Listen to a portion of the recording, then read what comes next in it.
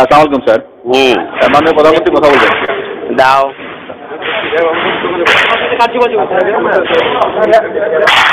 Hello hello, হ্যাঁ কি অবস্থা?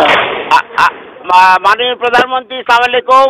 এখানে বিডিআরে বিদ্রোহ হয়েছে এবং আমার মনে হয় পরিকল্পিতভাবে এই সরকারকে হেয় করার জন্য করা হয়েছে এবং দাবি কিছুই নাই, শুধু যে আর্মি অফিসার চাই না বিডিআরে, এইটুকুই দাবি। হ্যালো, না তোমরা এমনি আছো কেমন? সব ঠিক আছে? আমি আছি দরবার হলে, আমার অফিসারদের সহ আমাদেরকে ঘেরাও করে গুলি করছে ওরা। আমাদের অস্ত্র নাই, এই জন্য আমরা জবাব দিতে পারছি না। তো আমরা আছি দৃঢ় অবস্থায়, আমরা কথা বলার চেষ্টা করছি, আমরা বলার চেষ্টা করছি যে দাবি মানা হবে, তোমরা ফায়ারিং বন্ধ করো। তবে অনেক অস্ত্র হাতে নিয়েছে, অনেক গুলি চালাচ্ছে এবং যদি আপনি মানে সেনাবাহিনী র্যাবকে অলরেডি র্যাব মুভ করছে, সেনাবাহিনীও মুভ করবে। আমরা এই মেসেজ ওখানে পৌঁছে যাওয়ার কথা যে র্যাব এবং সেনাবাহিনী র্যাব চলে যাবে ওই সেরকম ওই দিক থেকে, 2-3 সাইড থেকেই লোক চলে যাবে, 3 গেট থেকেই লোক যাবে, আর্মিও যাবে, র্যাবও যাবে। জি আপা, এটা যাবে। তোমরা একটা কাজ করাতে পারো যে কোনো রকম ছবিগুলি যারা করাচ্ছে তাদের ছবিগুলি তোলা। আমরা এটা নিচ্ছি আপা, আমরা ভীতু না। তবে আমরা যেহেতু অস্ত্র নাই এবং ঘিরে ফেলেছে, এই জন্য আমরা এই অবস্থায় আছি। আপনি যত দ্রুত পাঠাবেন তত তাড়াতাড়ি পরিস্থিতি আমরা সামাল দিতে পারবো। যাচ্ছে, কিন্তু আমার মনে হয় আবার মানে অন্যরকম কস্ট ফাইন না হয় সেটাও দেখতে হবে। না অবশ্যই এটা হবে না, আমরা এটা নিশ্চিত করব এবং আমরা বলছি যে দাবি সব মানা হবে, তোমরা ফায়ারিং বন্ধ করো। শুধু কারা কারা করতেছে তাদের দিকে একটু ছবিটা নিয়ে রাখা দরকার। জি আপা, ও আসছিল গুলি করতে আমাকে, ও হয়তো সেই মুহূর্তে করতে পারে নাই, আমার একদম গায়ের মধ্যে টাকা দিয়েছিল এসএমজি। Any casualty no? এখন পর্যন্ত আমাদের জানা মতে ক্যাজুয়ালিটি হয়নি আপা, বাট হতে পারে, কারণ যে পরিমাণ গুলি চালানো হচ্ছে তাতে মনে হচ্ছে যে ক্যাজুয়ালিটি হতে পারে। আমি দেখে হেলিকপ্টার পাঠানোর চেষ্টা করছি। আর আমরা সাহস হারাচ্ছি না, আপনি দোয়া করবেন। জি, আমি ট্রুপ যাচ্ছে এবং হেলিকপ্টার পাঠাচ্ছি। ধন্যবাদ, ধন্যবাদ। দর্শক, আপনারা বুঝতে পারছেন যে হাসিনার ধূর্ত অবস্থান, র্যাব মুভ করছে, সেনাবাহিনীও মুভ করছে, সে হেলিকপ্টার পাঠাচ্ছে এবং তার কথোপকথন আপনারা বুঝবেন যে সে মোটামুটি জানতো যে কি হচ্ছে এবং সে দেখুন, সে বলছে যে কেন ক্রস ফায়ার না হয়। একে তাদের হাতে অস্ত্র নাই, কিন্তু তারপরেও হাসিনার যারা খুনি তাদেরকে রক্ষা করার জন্য সে কিন্তু তৎপর। এই লাইনটি যদি লক্ষ্য করেন, যেন মানে পাল্টা গুলি বা ক্রস ফায়ার যেন না হয়, সে তাদেরকে রক্ষা করতে চায়। এবং অবশ্যই মানে স্যালিউট করার যোগ্য মেজর জেনারেল শাকিল, যিনি এই গুলি শব্দের মধ্যে বসেও তার যে মনোবল এবং তার যে দৃঢ় অবস্থান যে শুধুমাত্র অস্ত্র নাই, খালি হাতে এই পরিমাণ গোলাগুলির মধ্যে অস্ত্র হাতে, উদ্ধত অস্ত্র হাতে একটি বিশৃঙ্খল মানে বাহিনীর মাঝখানে বসে তিনি যে দৃঢ়তার সঙ্গে কথা বলেছেন, আমরা আসলে তাকে স্যালিউট করি, আমরা তার বিদেহী আত্মার শান্তি কামনা করি। দর্শক, এই অডিওতে আপনারা যেটি শুনলেন, ঠিক সেই সময়টায় বিডিআর গেটের বাইরে ছিলেন আমাদের আপনাদের অত্যন্ত প্রিয় মানুষ মেজর সুমন আহমেদ, আমার অন্য চ্যানেলের নিয়মিত অতিথি। সুমন ভাই, অডিওটা আপনি শুনেছেন এবং সেই সময় আমি আপনার যে দীর্ঘ ইন্টারভিউ আমার এখানে আছে, সেখান থেকে আমরা জানি যে সেই সময় আপনারা অলরেডি বিডিআর এর গেটে অবস্থান করছিলেন, অর্থাৎ পিলখানার গেটের জাপান বাংলাদেশ ফ্রেন্ডশিপ হসপিটালের আশেপাশে আপনাদের অবস্থান ছিল। এই অডিওটাকে আপনি কিভাবে বিশ্লেষণ করবেন বা আপনার পর্যবেক্ষণ কি অডিওটা নিয়ে? আসসালামু আলাইকুম। এই ধরনের একটা কনভারসেশন বা কথাবার্তার কথা আমরা জানতাম পরবর্তীতে, বিডিআর হত্যাকাণ্ডের ঘটনার দিনগুলোতে আমরা জানি নাই, বাট তার পরবর্তীতে আমরা অবশ্যই জানি। এখন আমরা একটু ফিরে যাই যে সেই সময়টাতে কি ছিল। 25 তারিখ সকালে যেই সময়টাতে আমি ধরে নিচ্ছি কনভারসেশনটা হয় বা হয়েছে, সেই সময়টাতে র্যাবের 2টা ডিটাচমেন্ট জিকাতলা এবং নিউ মার্কেটের গেটের কাছে আছে এবং একটা ডিটাচমেন্ট তখন ঢুকবার চেষ্টা করছিল, কিন্তু র্যাবের তৎকালীন এডিজি অপস, পরবর্তীতে মেজর জেনারেল রেজানুর খানের সুস্পষ্ট নির্দেশ ছিল ভিতরে ঢুকা যাবে না, সেই কারণে কিন্তু ভিতরে ঢুকতে পারে নাই। ক্যাপ্টেন শফিকের আন্ডারে যেটা ছিল যে তারা তখনও কিন্তু গোলাগুলি ওইভাবে কখনোই শুরু হয় নাই, একটা দুইটা হালকা গুলি হচ্ছে। এবং নিউ মার্কেট গেটের দিকে কিন্তু মেজর জসিমের নেতৃত্বে আর্টিলারির যেই কোম্পানিটা সেটাও অবস্থান নিচ্ছে। আর আমরা তখন জিকাতলা গেটের সামনে ফোর বেঙ্গল আমার কোম্পানি আমরা অবস্থান নিচ্ছি। তো এই সময়টাতে তখন আমরাও গোলাগুলি শব্দ পাচ্ছিলাম। এবং আজকে যদি আপনি আমাকে অ্যাসেস করতে বলেন, যদিও আমরা সেই কনভারসেশনটা তখন জানি না যে হচ্ছে, প্রথম কথা কমান্ড লেভেলের দিকে যদি তাকাই, পতিতা শেখ হাসিনা তার সাথে তার কাছে কিন্তু তখন পাশে বসা গণভবনে যমুনাতে তার পাশে বসা জেনারেল মঈনু আহমেদ, দেন অন্যান্য আর্মি হেডকোয়ার্টার আছে সিজিএস মেজর জেনারেল সিনাইব জামালি, একটা সিদ্ধান্ত নেওয়ার জন্য যেখানে জেনারেল শাকিল নিজ মুখে বলছেন যে, এবং আমরা শুনতে পাচ্ছি মুহুর্মুহু গুলি হচ্ছে, সিপাহী সেলিম রেজা তারকে হত্যার জন্য সাবমেশিন গান এসএমজির কথা উনি যেটা বলছেন সেটা নিয়ে তার পর্যন্ত চলে এসেছে, তার বুকের কাছে এসে গুলি করবার সময় নিজে থেকে অজ্ঞান হয়ে পড়ে গেছে। এবং জেনারেল শাকিল বলছেন যে গুলি আসছে, এবং আমরা জানি পরবর্তীতে সেই সময় বাইরে থেকে এই যে দরবার হলের কাছের জানালা এবং দরজাতে প্রতি শয়ে শয়ে গুলি করা হচ্ছে। তো এই মুহূর্তে যেখানে কমান্ড লেভেলের সবাই, জেনারেল মঈনু আহমেদ উনি শেখ হাসিনার পাশে বসে আছেন, এবং আর্মি হেডকোয়ার্টারে chief of general staff general সিনাইব জামাল ওনারা আছেন, ওনারা যদি আমাদেরকে আদেশটা দিতেন। এখন প্রশ্ন হয়, এবং আমি এটা বারবার করতে যাবো না, চেইন অফ কমান্ড হিসেবে আমাদেরকে কাজ করতে হয়, যেহেতু আমরা জানতাম না, অন্য অনেকে হয়তো জানতেন যে ভিতরে কি হচ্ছে। তো সেই পরিস্থিতিতে ইন্টারভেনশন, আমরা ঢুকে গেলে পরে আমাদেরকে আদেশ দেওয়া হলে আমরা সবাই ভিতরে ঢুকতাম। এবং আমার মনে হয় সেই পরিস্থিতিতে জিনিসটা অবশ্যই সামাল দেওয়া যায়। তো আল্লাহ জানেন, বাট আমার বিশ্বাস আমাদের যাবার সুযোগ অবশ্যই ছিল, এবং সেই ক্ষেত্রে পরিস্থিতিটা ভিন্ন হইতো। মেজর সুমন, আমার যে জিজ্ঞাসা, আপনারা তো সেখানে, আমি যতটুকু আপনার সাথে আগে ইন্টারভিউ করেছি বা যতটুকু বুঝেছি, আপনারা সেখানে গিয়েছিলেন আসলে স্বপ্রণোদিত হয়ে, মানে আপনাদের একটা ট্রেনিং এ যাওয়ার কথা ছিল, আপনারা পিলখানার এই আভাসটা পেয়েই আপনারা সেখান থেকে ডিরেক্ট চলে আসেন। আপনাদেরকে তো এই যে হাসিনা যেটা বলছে যে সেনাবাহিনীও যাচ্ছে, র্যাবকে পাঠানো হয়েছে, এই জায়গাগুলো সত্যতা কিভাবে আপনি ইয়ে করেন? বা এটা হাসিনার মানে পতিতা হাসিনার ধাপ্পাবাজি। আমি জিনিসটা এইভাবে বলি, আমাদের স্বপ্রণোদিত হয়ে যাওয়ার সুযোগ এখানে খুব কম। যেটা হচ্ছে 46 ব্রিগেড কমান্ডার ব্রিগেডিয়ার জেনারেল হাকিম উনি বলেছিলেন যে এমন একটা জিনিস শুনছি, বাকি আমি এখনো পরিষ্কার কিছু জানি না, বাট তোমরা জানো। জেনারেল হাকিম কিন্তু সবসময় শেষ পর্যন্ত চেষ্টা করছিলেন মিলিটারি ইন্টারভেনশনে আমাকে অনুমতি দেওয়ার চেষ্টা করছিলেন, বাট ওনাকে আটকায় দেওয়া হয়েছিল। এখন এই জায়গাতে আমাদেরকে কিন্তু হাসিনার দিক থেকে কোনো আদেশ আসে নাই, এবং যেটা হচ্ছে আমরা সবাই যখন চাচ্ছিলাম ভিতরে ঢুকবার জন্য আমাদেরকে আটকাই দেওয়া হয়েছে, আমাদেরকে বলা হয়েছে কোর্ট মার্শাল করা হবে বা অন্যান্য অনেক কিছু। এবং আমরা যেহেতু চেইন অফ কমান্ড অনুযায়ী আমাদেরকে গ্রাউন্ড কমান্ডারের নির্দেশ অনুযায়ী কাজ করতে হয়, সেই কারণে সেটা হয় নাই। সেখানে অবশ্যই যদি কাপুরুষিকতা ব্যর্থতার দায় এই কারণে আসে যে কেন আমি সেটা ভঙ্গ করে নিজে যাই নাই, আমি তার দায় নিব। বাট সিচুয়েশন হচ্ছে মুখে বলা হচ্ছে জেনারেল শাকিলকে যে হ্যাঁ ঠিক আছে সবাই গেছে, বাইরে থেকে আসবে, বাট আসলে আর আমরা যারা গেছি ওখানে আমাদেরকে আটকায় দেওয়া হয়েছে। তার মানে জিনিসটা কি দেখেন, এই যে সুপরিকল্পিত, জেনারেল শাকিল কিন্তু প্রথমে বলছে এটা একটা পরিকল্পিত।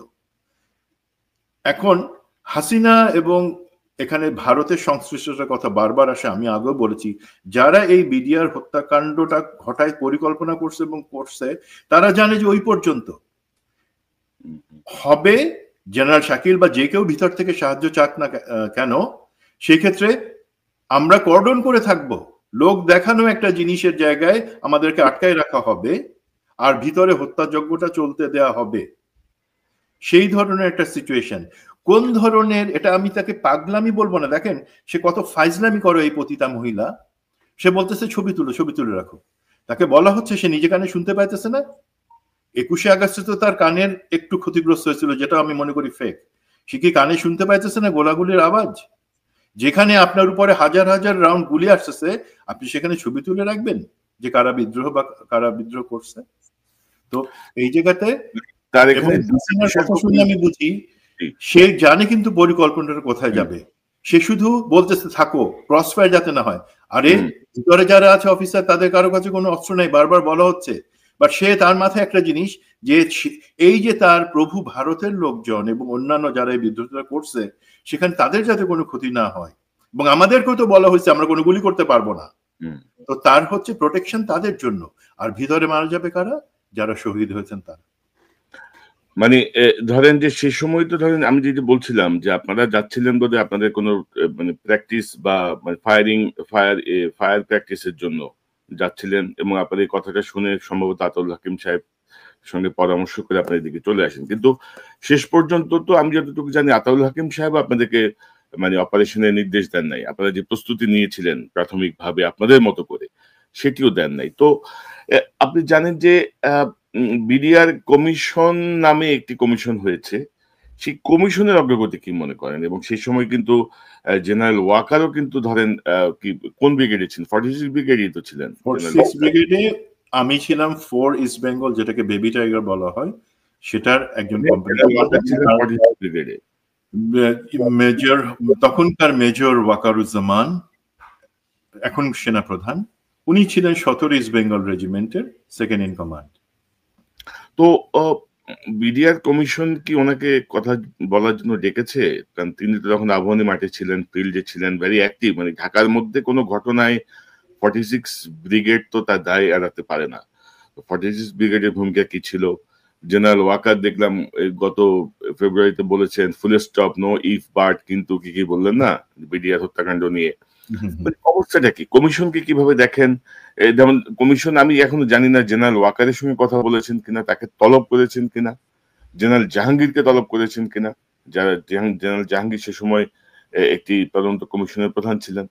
তো ওভারঅল কি মনে করছেন আপনি তদন্ত কমিশনের কার্যক্রমটা একটু সংক্ষেপে যদি বলেন। তদন্ত কমিশনের যে প্রধান মেজর জেনারেল ফজলুর রহমান, ওনার সাথে তো আপনি একটা ইন্টারভিউতে কথাই বলেছেন, উনি আপনার সাথে আসছিলেন, এবং ওনাকে যে প্রত্যয়ের সাথে, যে আশার সাথে আমরা অ্যাকচুয়ালি এই কমিশনে চাচ্ছিলাম এবং সেটা পূর্ণ হয়েছে, সেই জায়গাতে উনি আসলে বলতে পারবেন, বা কমিশনের যে কোনো সদস্য বলতে পারবেন যে কতটুকু অগ্রগতি।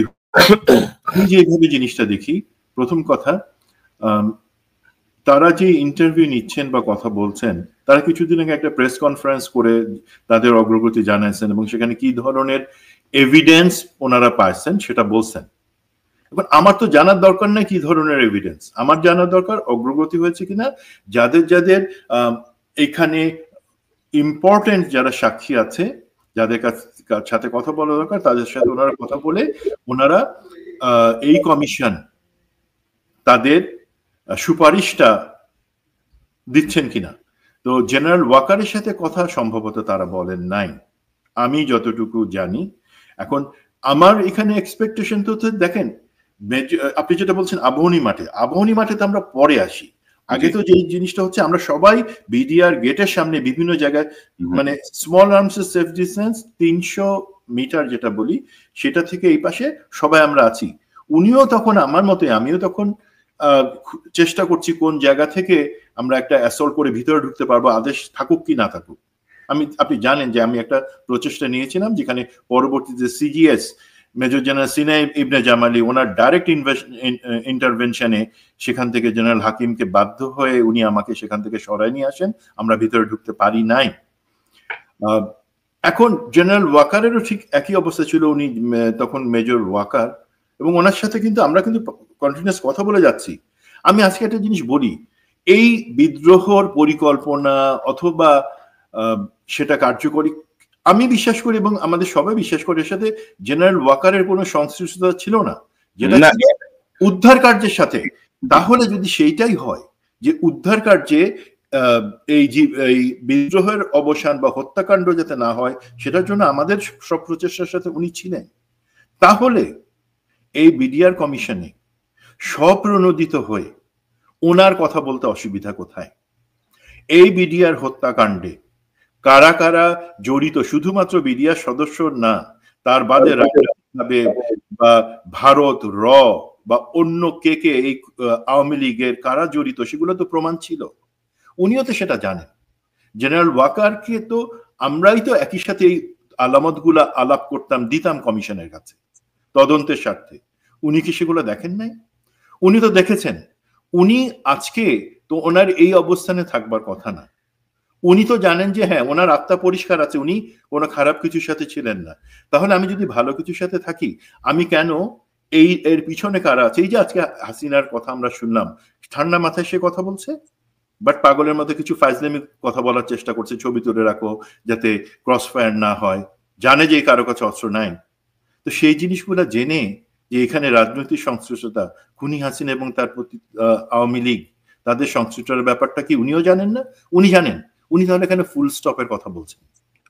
ওনার তো অবস্থানটা হওয়া উচিত বিপরীত, যে আমি ছিলাম সেখানে, আমি সেই একই কষ্ট দেখেছি, আমি সেই একইভাবে স্বজন হারানো, বা স্বজন হারানো না তো আমাদের ভাই হারানোর বেদনা আমরা দেখেছি, তাদের শহীদ হওয়া আমরা হইতে দিছি আমাদের চোখের সামনে, এবং সেটার সঠিক তদন্ত, সঠিক বিচারটা হওয়া দরকার। ওনার তো অবস্থান সেখানে হওয়া উচিত, ওনার তো কোথাও ফুল স্টপ দেওয়ার কথা না। মানে হচ্ছে যে অনেকটা তো ধরেন সেনাবাহিনী এবং র্যাব চারদিক ঘিরে রাখছে, ভেতরে আপনাদের ভাইদেরকে হত্যা করছে একটা গ্রুপ, এটাই তো বলবো আমরা। মানে সেনা প্রহরাই এই হত্যাকাণ্ডের কথাই বলা চলে। জেনারেল ওয়াকারকে আমি দায়ী করছি না, কিন্তু ধরেন গত কিছুদিনে বিডিআর কমিশন যে কাজ করছে তাতে আমি খুব বেশি সন্তুষ্ট না আর কি। মানে যে ঢিমে তালে যাচ্ছে বা যেভাবে যাচ্ছে আমি তাতে সন্তুষ্ট না। এবং এখানে যে আইন হয়েছে সেখানে হাসিনার যে বিচার, সে বিচারকেও কিন্তু বহাল রাখা হয়েছে। হাসিনার যে বিচার বা হাসিনার যে তদন্ত, সেই জায়গাগুলো কিন্তু এই কমিশনকে ইন্টারফেয়ার করার কোনো রাইট দেওয়া হয়নি। পাশাপাশি জেনারেল ফজলুর রহমানের প্রতি আমাদের ভালোবাসা, শ্রদ্ধা আছে, আমরা আশা করি তাই তিনি ভালো কিছু করবেন। আর তিনি যদি ভালো কিছু না করেন, আমাদের যদি মনে হয় যে তিনি সঠিক পথে নাই, তাকেও আমরা কিন্তু মিনিমাম কোনো ছাড় দেব না। এবং বিডিআর কমিশনে কিন্তু এখন এক সামরিক কর্মকর্তা আছেন যার ভাই আমেরিকায় বসে প্রতিদিন আওয়ামী লীগের পক্ষে কিন্তু বয়ান দিচ্ছেন আর কি। তিনি যদি আওয়ামী পরিবারের মানুষ, তিনি যদি, আমাদের যদি মনে হয় যে তিনিও ঠিক মতো কাজ করছেন না, তাকেও ছাড় দেওয়া হবে না। অর্থাৎ দেখেন 57 জন সেনা কর্মকর্তার এই হত্যাকাণ্ডের কারণে বহু অযোগ্য লোক পরবর্তীতে জেনারেল হয়েছে, বহু অযোগ্য লোক পরবর্তীতে ধরেন এই স্বৈরাচারকে টিকিয়ে থাকতে সহায়তা করেছে। তো সেই জায়গাটা কমিশন আমরা চাই যে যথাযথভাবে কাজ করুক, প্রত্যাশা অনুযায়ী, কোনো অনুরাগ বা বিরাগ বা কারোর ধমক, ফুল স্টপের ভয় যেন ভীত না হয়। আপনি কি মনে করেন সুমন ভাই? জি অবশ্যই, আমার অভিমত, আপনার অভিমতের সাথে আমি সম্পূর্ণ একমত। এখন দেখেন বিডিআর যে হত্যাকাণ্ড হলো, সেখানে যে 74 জন মারা গেলেন, 57 জন অফিসার শহীদ হয়েছেন, সেটা কি শুধুমাত্র 57 জন অফিসার শহীদ হওয়া? তা তো না ভাই। এইখানে ভারতের যেই আকাঙ্ক্ষা ছিল, তাদের যেই জিদ ছিল যে তারা এই রৌমারির সেই পরাজয়ের প্রতিশোধ নিবে, সেই কারণে তারা সবসময় একটা জিনিস দেখছে যে দুইটা জিনিস বাংলাদেশে কাজ করে। আমাদের অ্যাটম বোম নাই, আমাদের এই হাইপারসনিক মিসাইল নাই, আমাদের এয়ারক্রাফট, ফাইটার এয়ারক্রাফট নাই, এটা সত্যি। বাট আমাদের কি সামরিক বাহিনীটা, যে এবং একইভাবে বিডিআর প্যারামিলিটারি হিসাবে সামরিক বাহিনী নেতৃত্বের আন্ডারে থেকে চূড়ান্ত রকমের সুপ্রশিক্ষিত। তার সামনে ভারতের সেনাবাহিনী, বিএসএফ তো দূরের কথা, সেনাবাহিনী কেউ দাঁড়াতে পারে না এবং পারবে না। মাত্র 11 জন বিডিআর সদস্য রৌমারিতে, তারা 1000-এর উপরে বিএসএফ কে ঠেকায় দিচ্ছে স্থানীয় গ্রামবাসী জনগণের সহায়তা নিয়ে। তার মানে জনগণ এবং সেনাবাহিনীর যে নিবিড় সম্পর্ক এবং আমাদের সেনাবাহিনীর এবং বিডিআর এর যে সুপ্রশিক্ষণ, সেটা তাদের একটা বড় মাথা ব্যথা।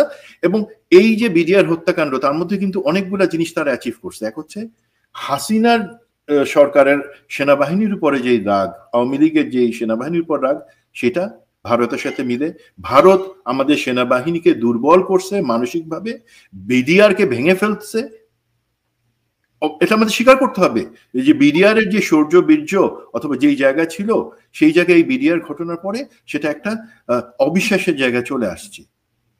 পরবর্তীতে দেখেন এই একই ধারায় তারা কিন্তু আমাদের বিভিন্ন অফিসারদের মধ্যে, অফিসার সৈনিকের মধ্যে ভাঙন, পরবর্তীতে বিভিন্ন কারণ হিসেবে যারাই সেটা প্রতিবাদ করছে, যারা সেটা তদন্ত চাইছে, হয়তো আমার মতন এই যে আমাকে গুম করছে, বাকিদেরকে গুম অথবা জেলে বসছে, বিভিন্ন সাজানো নাটক দিছে, এইভাবে আর্মিকেও কিন্তু পঙ্গু করে ফেলতেছে।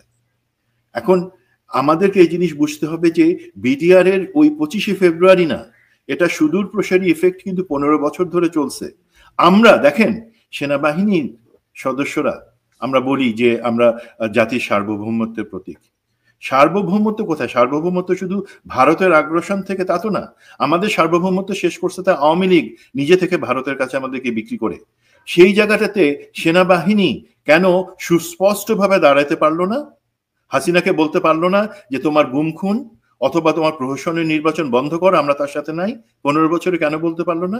এই যে বিডিআর ইনসিডেন্ট দিয়ে আমাদের আত্মবিশ্বাস ভেঙে দেওয়া হয়েছে, আমাদের মাজা ভেঙে দেওয়া হয়েছে, অফিসার এবং সৈনিকের মধ্যে দূরত্ব তৈরি করা হয়েছে, সেইটাই হচ্ছে কারণ।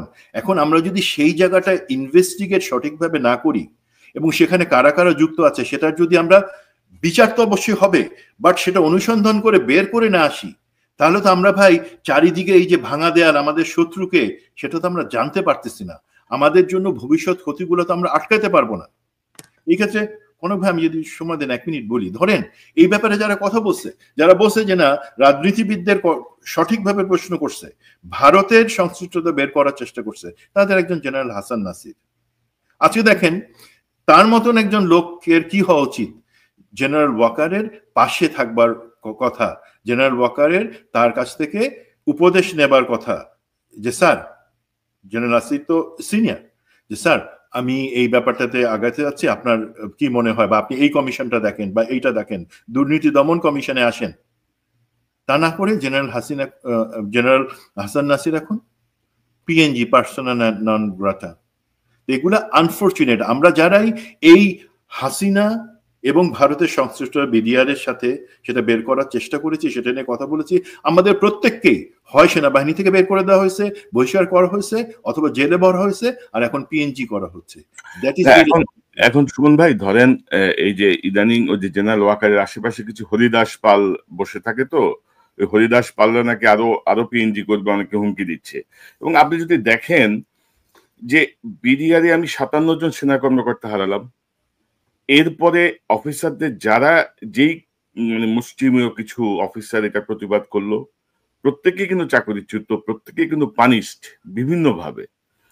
এগুলা নিয়ে আপনি যখন কথা বলবেন তখন বলবে যে সেনাবাহিনীর ভাবমূর্তি নিয়ে টানাটানি করছে এরা সেনাবাহিনীকে কি বলবো মানে ডাউন প্লে করতে চাচ্ছে। অথচ দেখেন এই 5ই আগস্টের পরে ওই যে আজম, মির্জা আজম, নানক, যারা ডিরেক্টলি এই ঘটনাগুলোর সঙ্গে যুক্ত, তাদেরকে কিন্তু এই সেনাবাহিনীর লোকজনের মানে সহায়তায় দেশ থেকে বের করে দেওয়া হয়েছে। আপনি ভাই কাকে কি বলবেন ভাই, বলেন তো?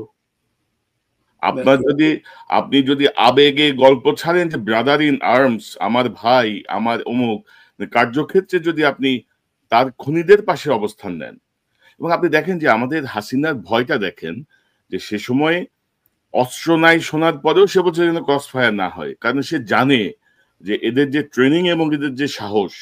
যেমন কর্নেল গুলজার তার এক বন্ধুকে বলছিলেন, আমার চ্যানেলে আছে কোন একটা ইন্টারভিউতে, গুলজার সাহেব বলছিলেন যে আমাকে জাস্ট একটা এলএমজি পাঠাও, জাস্ট একটা অস্ত্র পাঠাও আমার কাছে, কোনোভাবে তোমরা একটু পৌঁছানোর ব্যবস্থা করো। তো আমরা তো জানি তাদের ট্রেনিং, তাদের যে সাহস, ট্রেনিং তো না, সাহস হচ্ছে মূল বিষয়টা। তো কি বলবেন আপনি, বলেন তো? মানে একে একে কি আগেও শাস্তি দেওয়া হয়েছে, পরবর্তীতে 5ই আগস্টের পরেও যাদেরকে বিচারের জন্য ধরা দরকার ছিল তাদেরকে বের করে দেওয়া হয়েছে, সহায়তা করা হয়েছে। জি, আমি সবসময় এই জিনিসটা বিশ্বাস করি যে সেনাবাহিনীতে যে অস্ত্র প্রশিক্ষণ, রণকৌশল প্রশিক্ষণ, শারীরিক প্রশিক্ষণ, সেগুলো অবশ্যই আছে, কঠোর প্রশিক্ষণ। বাট আমাদের সেনাবাহিনীর সব থেকে বড় যে প্রশিক্ষণের সুফল, সেটা হচ্ছে আমাদের কলিজাটাকে প্রচন্ড বড় করে দেওয়া হয়। আমাদেরকে যে ভয় বলে কোনো কিছু নাই, সেই জিনিসটা বলা হয় এবং সেটা আমরা ফলো করি। স্বাভাবিক। আমি ছোট্ট একটা জিনিস বলি ভাই, আমাদেরকে প্রশিক্ষণের সময় 3 রকমের শেভ করতে হতো। যদি আমি ধরেন নর্মাল নিজে থেকে শেভ করলাম ফোম দিয়ে, গুড, যদি 3 মিনিট সময় পাই শেভ করে নিলাম। আর যদি আমি শেভ না করি, কেউ যদি সেটা দেখে, সেক্ষেত্রে বলা হয় ড্রাই শেভ, মানে এখন আর কিছু না, পকেট থেকে শেভিং রেজার বের করো, কোনো কিছু ছাড়া শেভ করো। 3 নাম্বার জিনিস যেটা হচ্ছে, তারপরেও যদি আমার কাছে রেজার না থাকে, ব্রিক শেভ, একটা ইটের টুকরা নাও, ইটের টুকরা দিয়ে এইভাবে তুমি ঝামা দিয়ে চামড়া ছিলে দিয়ে আমি করব। আপনার কাছে খারাপ লাগতে পারে, বাট দেখেন আমাদেরকে কিন্তু শৃঙ্খলাটা সেইভাবে শেখানো হয়। আমার যেটা করবার সেটা আমি করব, যদি না করি তাহলে আমাকে পস্তাইতে হবে। 2 নাম্বার, হাজার বুলেট আসুক, হাজার সেখানে আমার শত্রু আসুক, আমার যে দায়িত্ব আমার ইউনিফর্মের ইজ্জত রক্ষার জন্য, আমার দেশকে বাঁচানোর জন্য আমাকে সেটা করতে হবে। এবং আমরা যে জেনারেল শাকিরের কথা শুনলাম, সেখানে একজন সৈনিকের, আত্মবিশ্বাসী সৈনিক যে মরতে ভয় পায় না, তার কথা শুনলাম। কিন্তু এখন এই সেনাবাহিনী তো ভারতের পছন্দ না, তাদের জন্য ভয়ের কারণ। এই সেনাবাহিনীকে ভাই আমি একটা জিনিস বলি, আজকে কথাটা অনেকের কাছে হয়তো খারাপ লাগবে, আমাদের এখন সেনাবাহিনী, আপনি যাদের কথা বললেন যে জেনারেল ওয়াকারের আশপাশে যারা আছে, যারা তাকে ভুল পথে চালিত করছে অথবা খুবই মাস্তানি দেখাইতেছে, মনে করতেছে জাতি বা বাংলাদেশের কোনো সংশ্লিষ্টতা নাই, যেই জায়গাতে বাঙালি জাতি এবং বাংলাদেশের জন্য যে সংশ্লিষ্টতা, সেই জায়গাতে আমরা তার অবস্থান দেখতে চাই। আর অবস্থান যদি না দেখাইতে পারেন, আল্লাহ হাফেজ, টাটা, বাই বাই, কোনো দরকার নেই। আপনি কি মনে করেন সুমন ভাই?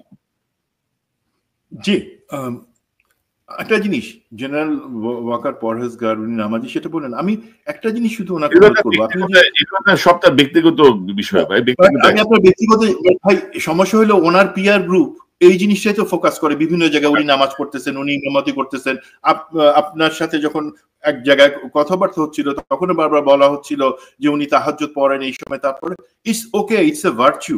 বাট আমি সেই লাইনেই, আমি সেটা স্বীকার করেই বলছি যে জেনারেল ওয়াকার, আমরা তো একসাথেই চাকরি করছি। আপনি এখন আমার কথা একবার হলো একটু কান দিয়ে শুনেন, পরে ফেলে দিয়ে অসুবিধা নেই। আপনি যে রাতে নামাজটা পড়তেছেন, নামাজের পরে আপনি আল্লাহর কাছে একটা জিনিস বলেন যে আল্লাহ, আমি এই যে গত 15 বছরে যা কিছু হয়েছে সেটা তো আমি করি নাই, বাট বাধ্য হয়ে আমাকে দেখতে হয়েছে। আমাকে তুমি এমন একটা জায়গায় সুযোগ দিয়ে বসাইছো, আমি যে তোমার কাছে যাব কিয়ামতের দিনে, তোমার সামনে দাঁড়ায়, যাতে আমি বলতে পারি আমার সেই পদ সেনাপ্রধান এবং সেই যে এক্সপেরিয়েন্স মানুষ হিসাবে, সেটার আমি জাস্টিফাই করছি, সেটা হালাল করে আমি তোমার সামনে আসছি। যারা অন্যায় করছে, আমার সুযোগের মধ্যে থেকে আমি সেই অন্যায়ের বিচার করার চেষ্টা করছি। এই মৌমাছি 40 দিন বাঁচে, তার মধ্যে সে 1000-এর উপরে ফুলে যায়, এটা আপনি জানেন। তার মধ্যে সে 3000 কিলোমিটারের সমান উড়ে, বাট সে বসে থাকে না, কারণ জানে যে তার এই যে সময়টুকু 40 দিন, তার মধ্যে তাকে কিছু করে কিছু দিয়ে যেতে হবে, এবং 1 ফোঁটা মধু সে জমায় আনতে পারে।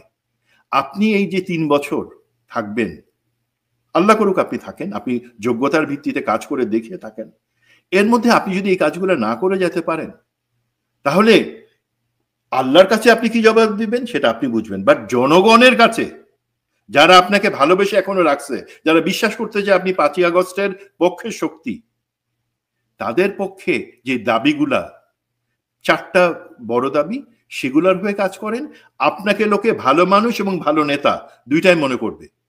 বাট প্রফেসর ইউনূস বা অন্তর্বর্তী সরকারের বিরুদ্ধে বিষোদ্গার করে, অথবা আপনার সাথে যে মানে কম বুদ্ধির বাট অহংকারী যে সমস্ত ব্রিগেডিয়ার জেনারেলস এবং জেনারেলস আছে, যারা আপনাকে কুবুদ্ধি দেয়, তাদের কথা শুনলে কিন্তু আপনার চলবে না, আপনি আরো দূরে সরে যাবেন, ঘৃণার জায়গায় চলে যাবেন, যেটা আমি সুমন আমি চাই না। আমি চাই দেশের লোক, সেনাবাহিনী সবাই আপনাকে ভালোবাসুক এবং আপনার এই সেনা নেতৃত্বকে পছন্দ করুক।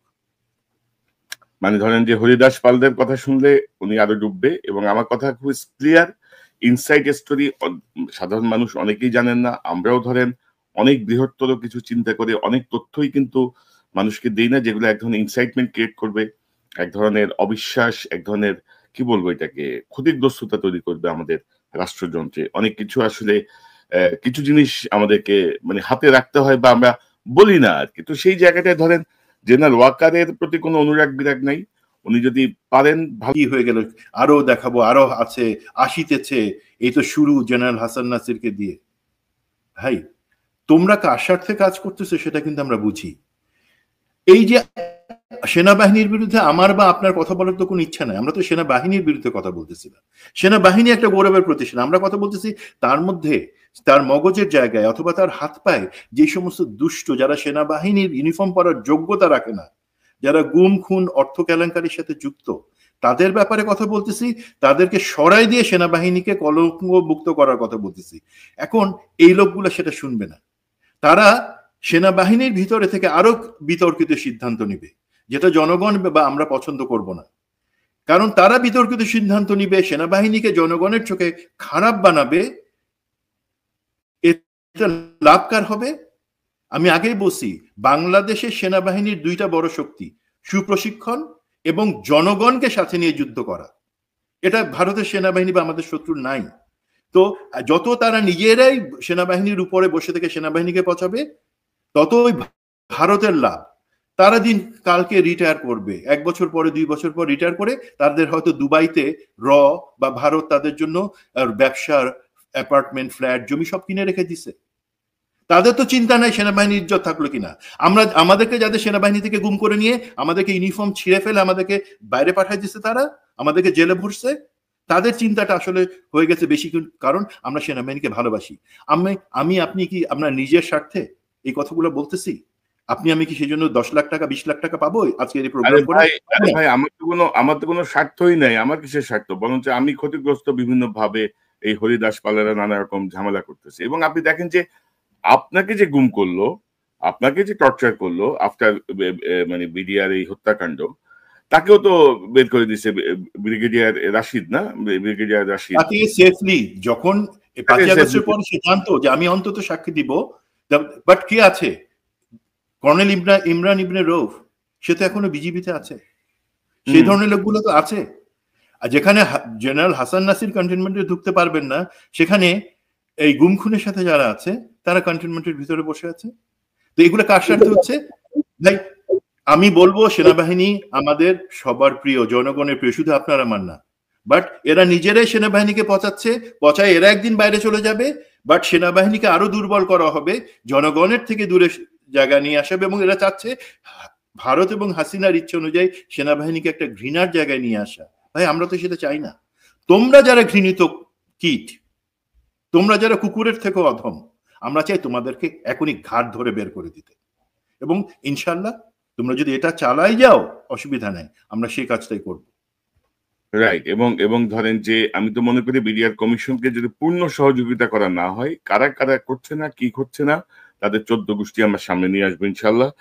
এবং যারা 5ই আগস্টের পরে এই বিডিআর হত্যাকাণ্ডের সঙ্গে যুক্ত, আমার 57 জন সেনা কর্মকর্তা হত্যার সঙ্গে যুক্ত, তাদেরকে যারা সেফ এক্সিটের ব্যবস্থা করে দিচ্ছে, তাদেরকে ছাড় দেওয়া হবে না। কারণ অ্যাকচুয়ালি বর্তমান যুগে কোনো কিছু আপনি গোপন রাখতে পারবেন না সুমন ভাই, আমার যতটুকু পর্যবেক্ষণ আর কি। কোনো না কোনো ফরম্যাটে এটা চলে আসবে। আচ্ছা কনক ভাই, আমি বলি এই প্রসঙ্গে কথাটা একটু বলে নি। ধরেন গোপন রাখার থেকে বড় কথা হচ্ছে ম্যাচুরিটির জিনিস। আমি সবসময় বলি যে জেনারেল ওয়াকারের আশপাশে যারা আছে তারা ম্যাচুরিটি, এই যে ডিএমআই আছে, তারপরে এজি ছিল, জেনারেল মাসুদ আছে, আমি নাম ধরে বলতেছি, আমি তো বলছি এখন থেকে আমি নাম ধরে বলবো। এরা মনে করে এরা অনেক ম্যাচুর এবং স্মার্ট, বাট এরা যে জেনারেল ওয়াকারের কতটুকু ক্ষতি করতেছে জেনারেল ওয়াকার তো বুঝতে পারতেছে না, বাট আমরা বুঝতে পারতেছি। আপনি জানেন, আমি জানি, আপনাদের কাছে কিছু কিছু অডিও আছে। এই জুলাই গণ অভ্যুত্থানের সময় যে হত্যাকাণ্ড হয়েছিল এবং হত্যাকাণ্ডের নির্দেশ কারা দিয়েছিল, কোন জায়গা থেকে আসছিল, সেই অডিওগুলো কিন্তু আছে। আমরা সেই অডিওগুলো এখনো কিন্তু পাবলিকে আনতেছি না, আমরা নিশ্চিত হয়ে নিতে যাচ্ছি সেটার অথেন্টিসিটি। যদি সেগুলো আছে তাহলে আপনারা যারা ষড়যন্ত্র করতেছেন আপনারা টিকবেন না।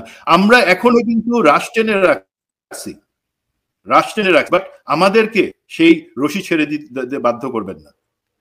না এখন সুমন ভাই, কত হরিদাস পাল দেখলাম না, জেনারেল আজিজ, হাসিনার চোখ রাঙানি, আজিজের চোখ রাঙানি, তার গুন্ডা ভাইদের চোখ রাঙানি, এগুলো তো ভাই আমরা দেখছি ভাই। আপনি আর কত চোখ রাঙাবেন? আপনি আর কত ভয় দেখাবেন? আপনি কত বড় হরিদাস পাল হবেন? কোনো লাভ নাই রে ভাই। এবং আমাদের কাছে বহু ইনফরমেশন, আমরা আসলে ভ্যালিডেট করতে একটু সময় নেই। বিশেষ করে আমি ধরেন একটু অনেক রকম চেক ব্যাক করে একটা ইনফরমেশন ছাড়ার চেষ্টা করি। তো আমার মনে হয় যে সবার বোধোদয় হোক, মানে শুভ বুদ্ধির উদয় হোক। এবং আমি আবারও তো স্যালিউট জানাই জেনারেল মেজর জেনারেল শাকিলকে। তিনি যেই এত গোলাগুলির মধ্যে খালি হাতে বসে, আপনি যদি দেখেন যে তার কথার ধাপগুলো, তিনি দেশের প্রধানমন্ত্রীর প্রতি তার অবস্থান থেকে যে শ্রদ্ধা জানানোর, এই অবস্থাতেও কিন্তু সেটি জানিয়েছেন। তিনি মানে ডেকোরাম পরিপূর্ণ পালন করেছেন। তার হাতে অস্ত্র নাই, কিছুক্ষণ আগে তাকে অস্ত্র ঠেকিয়ে গুলি করতে গিয়েও সামহাও তিনি বেঁচে গেছেন। তারপরেও তার যে দৃঢ় যে অবস্থান, আপনি এই লেভেলের অফিসার আছে এখন? আপনি বলেন তো। মানে আমাদেরকে তো 57 জনকে মেরে যে অবস্থা করা হয়েছে না ভাই, আমি কিন্তু মানে কি বলবো, একজন সিভিলিয়ান আমি, কিন্তু আমার পর্যবেক্ষণ কিন্তু খুব খারাপ আর কি, মানে হচ্ছে না। অফিসারের মান বা অফিসারের মানে কোন লেভেলের অফিসার প্রশিক্ষিত, আমি বিশ্বাস করতে চাই বাংলাদেশ সেনাবাহিনীর যে কোনো সব থেকে স্বল্প প্রশিক্ষিত বা কম বুদ্ধিসম্পন্ন অফিসারও আমাদের জন্য একজন অ্যাসেট, কারণ সেটার ভ্যালু অনেক। বাট আমি কিছুদিন আগে আমি সেটা বলছি না, একটা আলাপ বলছি জেনারেল শাকিল সহ যে 57 জনের যেই দেশপ্রেম ছিল, বা এদেরকে তো সবাইকে তো এক জায়গায় জড়ো করা হয়েছিল, দেশপ্রেমিক সবাইকে হাসিনা ক্ষমতায় সেই সবাইকে জড়ো করলো এক জায়গায়। আমি কিন্তু বলছি না যে এখন আমাদের অফিসাররা খারাপ, আমি বলছি এই যে দৃঢ় যে অবস্থান, এই যে সাহসিকতা, এই জায়গাটা মানে আমি আনপ্যারালাল মনে হয় আর কি আমার কাছে বর্তমানের সাথে যদি আপনি কম্পেয়ার করেন। আমি কিন্তু আপনার কথা দ্বিমত করছি না, আমি বরঞ্চ আপনার কথা আমি একমত পোষণ করে বলছি যে দেখেন, আমি আবারও বলছি, সেনাবাহিনীতে আমার প্রশিক্ষণ বা আমি কতটুকু অস্ত্র চালাতে পারলাম, কতটুকু মিলিটারি ক্রাফট বা রণকৌশলে আমি পারদর্শী, সেটা থেকে সব থেকে বড় কথা হচ্ছে সাহস এবং দেশপ্রেম। সে দুটো হচ্ছে প্রথমে। এখন সাহস আর দেশপ্রেমের জায়গায় আমি কি এই জায়গায় রাখছি? না। আমি আপনারা আহত হতে পারেন সেনাবাহিনীর যারা উপরস্থ জায়গায় আছেন, আপনাদের দেশপ্রেম থাকলে 15 বছর দেখতাম না। আপনাদের দেশপ্রেম থাকলে আপনারা অনেক কিছু বলেন যে আপনারা 5 তারিখে হাসিনাকে পালায় যাইতে বাধ্য করছেন। আমি আপনাকে দুইটা প্রশ্ন করি, আপনার দেশপ্রেম থাকলে কি আমাদের এই 16 জুলাইয়ের পর থেকে আমাদের 2000 ছাত্র জনতা মারা যেত? এমন তো না তারা বাজ পড়ে বা ভূমিকম্পে মারা গেছে, তারা আপনাদের গুলিতে, পুলিশের গুলিতে মারা গেছে, বিজিবির গুলিতে মারা গেছে। বিজিবির প্রধান এখনো তার জায়গায় আছেন কিন্তু। এখন আমার প্রশ্ন হলো, আপনাদের যদি দেশপ্রেম থাকতো তাহলে কিন্তু এই আগস্টের 5 তারিখ পর্যন্ত অপেক্ষা করতে হতো না হাসিনার পতনের জন্য। আপনারা যেই মুহূর্ত থেকে আর্মিকে ডিপ্লয় করার আদেশ দেওয়া হয়েছে, আপনারা বলতেন। জেনারেল নুরুদ্দিনের কথা মনে আছে? এর সাথে তাকেও ডিপ্লয় করতে বলছিল, ছাত্র জনগণের উপর গুলি করতে বলছিল, উনি তো করেন নাই।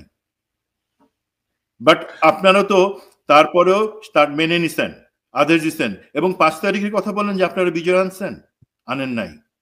হইলে আপনারা 5 তারিখে হাসিনাকে সম্পূর্ণ পরিকল্পিতভাবে আর্মি, নেভি, এয়ারফোর্স মিলে ওকে এবং তার সাথে আওয়ামী লীগের লোকদেরকে পালায় যাইতে মানে সেফলি ইন্ডিয়াতে রেখে আসতেন না, পালায় যায় নাই। মানে সুমন ভাই, এই অথরিটি কে দিছিল তখন সেনাবাহিনীর প্রধানকে? হু গিভ হিম? এটা তো আমাদের শোনার দরকার। আমরা অনেক কিছু শুনি, অনেক দিতে হবে। হাসিনাকে সেফ এক্সিটের অথরিটিকে কে দিছে? ভাই আমি বলি, আমরা তো অনেক বক্তৃতা শুনতেছি বিভিন্ন জায়গায়, full stop, non stop, comma stop. But আপনি আমাকে বলেন এই দুইটা জায়গায় ক্লিয়ার করেন, 626 জনকে যে রাখা হয়েছিল মানবিক কারণে আমি জানি, তারপরে কেন বিচার ছাড়া তাদেরকে ছেড়ে দেওয়া হলো? 2 নাম্বার, হাসিনা এরশাদ যে গেছে, এরশাদ 6 জন লোককে সারা 8 বছরে হত্যা করছে, 6 জন। আর আপনি 6000-এর বেশি লোককে এই 15 বছরে হত্যা করা যেই পতিতা খুনি হাসিনা, তাকে আপনি আরাম করে বসায় প্লেনে করে তার বাপের বাড়ি ইন্ডিয়াতে রেখে আসছেন। সেটার ব্যাপারে আপনি জানান, আমাদেরকে, জাতিকে জানান। এটা তো এমন না যে হাসিনা প্লেন ডাকছে উবার কল করার মতন যে প্লেন আসো আমি চলে গেলাম। এটা তো 3 তারিখ থেকে পরিকল্পনা হয়েছে। বিমান বাহিনী প্রধান যেখানে তারেক সিদ্দিকের বাসায় এসে পরিকল্পনাতে ছিলেন, খুনি জিয়াউল হাসান সেই পরিকল্পনাতে ছিল। তারা 3 দিন ধরে পরিকল্পনা করে হাসিনাকে ইন্ডিয়াতে রেখে আসছে, যেটা 6 তারিখে যাওয়ার কথা ছিল। আমাদের ছাত্র জনতার চাপে সে 5 তারিখে গেছে, এইটাই তার রাগ। এই পতিতা মহিলা চাইছিল একটা জাতির উদ্দেশ্যে ভাষণ দিয়ে 6 তারিখ সকালে চলে যাবে, সেইটা পারে নাই। ওর এখন মাথায় রাগ, এবং যেই লেজদের, তার দোসর যাদেরকে বিভিন্ন জায়গায় অ্যাডমিনিস্ট্রেশনে বাহিনীতে বসে রাখছে, তাদেরও সেখানে রাগ যে ও তো ভাষণ দিয়ে গেলে ওর একটা সুবিধা হইতো, বাট সেটা পারে নাই, সেই কারণে। যাই হোক, এই প্রশ্নগুলোর জবাব তারা দিচ্ছেন না, তারা অন্য জায়গায় অনেক থিওরি বলতেছেন। আগে শুধু এই দুইটা জিনিস বলেন, 626 আর কেন হাসিনাকে দেশে বন্দি না করে পালাই যেতে দেওয়া হলো। পালাই না, আপনারা সেফলি ইন্ডিয়াতে রেখে আসলেন। বাকি আপনাদের কাছে আর কিছু শুনবো না। আপনারা এই দুইটা অ্যান্সার দেন, আপনাদেরকে আমি দেশপ্রেমিক এবং সাহসী বলে মানব। রাইট, মানে মানে ওরা ধরেন যথাযথ প্রশ্নের উত্তর না দিয়ে তারা সেই হাসিনা স্টাইলে চোখ রাঙানোর চেষ্টা করছে। এখন পিএনজি করবে, অমুক হুমকি দিবে। এখনো ভাই টেলিফোন করে থ্রেট দিচ্ছে বিভিন্ন সেনা কর্মকর্তাদেরকে। এখনো তারা মিডিয়াকে অ্যাডভাইজারি দিচ্ছে টেলিফোন করে করে। তো এই জায়গাগুলো তো বন্ধ করতে হবে। বন্ধ না করলে কিন্তু কাউকে ছাড় দেওয়া হবে না। এসব চোখ রাঙানির দিন শেষ। বহুত চোখ রাঙানি দেখছি। মেজর সুমন আহমেদ, আপনাকে অসংখ্য ধন্যবাদ আপনার মূল্যবান অংশগ্রহণের জন্য। অত্যন্ত শর্ট আমি আপনাকে ধন্যবাদ জানাচ্ছি যে এই অডিওটা আমি এই যে আপনি এটা শোনালেন, আমি জানি না, আমার কিন্তু ভিতরে রক্তক্ষরণ হচ্ছে। আমি তো পুরুষ মানুষ ভাই, কানতে পারতেছি না, বাট ওনার শেষ কথাগুলো শুনে আমি একই সাথে দুঃখিত বা একই সাথে গর্বিত। একজন জেনারেল, সামরিক বাহিনীর মান রেখে উনি কথা বলছেন। আমরাই শুধু ফেল করছি, আমি ফেল করছি, আমার সাথে যারা ছিল তারা আমরা ফেল করছি। দর্শকদের ধন্যবাদ। আপনাকে ধন্যবাদ। এবং ধরেন যে গত কয়েকদিন ধরে আমি যখন এটা যখন চেক ব্যাক করছি, তখন অ্যাকচুয়ালি আমি নিজেও কিন্তু ইমোশনাল। কিন্তু আমি নিজেও এই কথাগুলো তো ধরেন আমি অনেক বারবার শুনতে হচ্ছে। তার কণ্ঠস্বরের সঙ্গে কণ্ঠস্বর ম্যাচ করা, মানে অনেকটা ফরেনসিকের মতো যাওয়া, সবকিছু মিলিয়ে ধরেন আমি নিজেও কি বলবো, মানে এই অনুভূতি বা অভিব্যক্তি প্রকাশ করার মতো না। এবং আমি বলবো যে একজন সাহসী এই general Shakil Ahmed, major general Shakil Ahmed, তাকে আল্লাহ বেহেশত নসিব করুন। এবং আমরা যথাযথ বিচার চাই। আমরা বিডিআর বিদ্রোহের নামে যে হত্যাকাণ্ড, সেখানে যে ৫৭ জন সেনা কর্মকর্তাকে হত্যা করা হয়েছে, সেখানে যেসব ঘটনা ঘটেছে প্রত্যেকটার সুনির্দিষ্টভাবে বিচার চাই। সেটি সেনাবাহিনীর ভেতরে যারা ইনভলভ তাদের বিচার চাই, বাইরের যারা ইনভলভ তাদের বিচার চাই। এবং এই বিচার যদি না হয় তাহলে কিন্তু বাংলাদেশের ভবিষ্যৎ আরো ভয়াবহ দিকে যাবে। এবং জেনারেল ওয়াকার ৫ ওয়াক্ত নামাজ পড়েন, তিনি পরহেজগার, তিনি নরম মনের মানুষ। এটা তার ব্যক্তিগত বিষয়, এগুলো সম্পূর্ণ তার ব্যক্তিগত বিষয়। এর সঙ্গে বাংলা